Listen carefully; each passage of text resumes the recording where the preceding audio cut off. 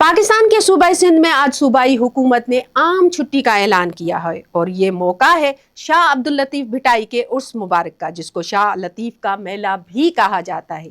क्या आप जानते हैं कि शाह अब्दुल लतीफ भिटाई कौन थे और वो सिंध के समाज और बिलखुसूस खवातीन पर किस तरह असरअंदाज हुए? आइए हम आपको बताते हैं। नाजरीन, अगर सिंध के तारीख में किसी एक शायर ने मोहब्बत, मज़ाहमत और इंसान दोस्ती को सबसे मौसर अंदाज में बयान किया है तो वो शाह अब्दुल लतीफ भिटाई थे। 1699 में मौजूद जिला मटियारी के कस्बे हाला हवेली के करीब पैदा होने वाले शाह लतीफ न सिर्फ सूफी शायर थे बल्कि अपने दौर के समाजी हालात पर गहरी नजर रखने वाले मुफक्कर भी थे।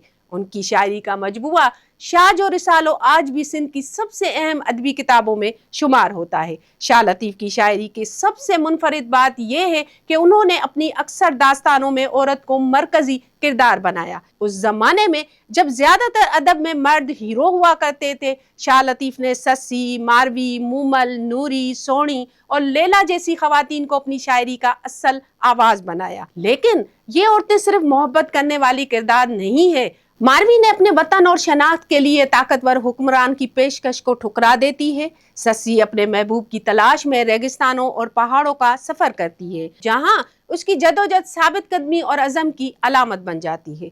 सोहनी समाजी पाबंदियों के बावजूद अपने फैसले पर कायम रहती है, जबकि नूरी आजी और किरदार की अजमत की मिसाल बनकर सामने आती है। शाह लतीफ ने इन किरदारों को अपने जरिए औरत को कमजोर या मोहताज नहीं बल्कि बाहिम्मत, बाइख्तियार और अपने फैसले खुद करने वाली शख्सियत के तौर पर पेश किया। उनके नज़दीक इश्क सिर्फ दो अफराद की मोहब्बत नहीं बल्कि सच, आज़ादी, सब्र और इंसानी वकार की तलाश का इस्तारा भी है।